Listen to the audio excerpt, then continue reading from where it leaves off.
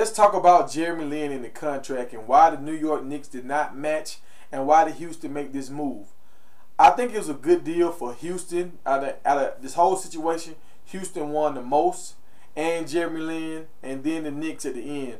Why I say the Knicks won is because I think Jeremy Lin is not as polished and it is not a finished product. And right now the Knicks are on that win now kind of stuff.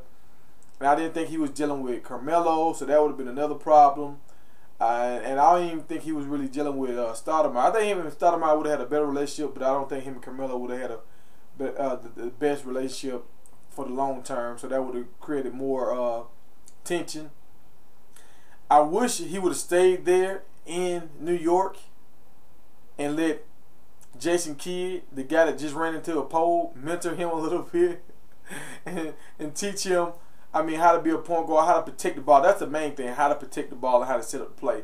I think he could have learned a lot from Jason Kidd, but hey, he decided to move on. The Knicks didn't want to match the offer. I don't think the money was the real issue. I know the luxury tax, if you're going over the salary cap, they was going to get hit a lot. Like, they was going to be over the cap a lot. It cost them like $44 million or something in tax penalties. So I can understand why they would want to move him, but I think they would have easily made that money back from the Asian market, the big market in New York with Asians, and then just abroad with the Asian market. But they decided to part ways. And I think the reason why New York decided to part ways is because they realized Lin is a good player, but he is not an elite player. What I mean by that is Lin started out doing a great job for the Knicks, but he was under the radar. People didn't know about it. But once people started to figure him out, they began to put the clamps on him. He started to turn the ball over more, and then he started to become a liability for the Knicks instead of a positive. He had a lot of games where he was turning the ball over almost in double digits, like 8 times a game, 7 to 8 times a game. And for a point guard, that is a no-no. Double whammy. So by him going to Houston, now he gets to have his own team. Houston gets a lot of money from the international market, the Asian market, really.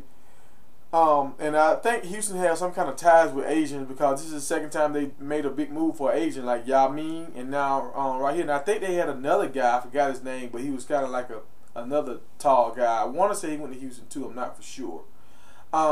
He never really made a big splash in the league. He was talked about a lot. I can't remember the guy, but he was another tall shooter that could dribble the ball. But Lin signed a Poison Pill contract. What I mean by that is, I think his contract was $27 million, I want to say, and during his third year he would get $14 million. So he gets the bulk of his money at the end of the contract, and Houston are going to get the bulk of their money from Jeremy Lin the first year. He's going to sell a lot of jerseys. Everybody that brought Lin New York jerseys pretty much will buy a Lin Houston jersey. So they're going to get a lot of money early. Lin is probably going to get maybe like $7 million a year or something like that early.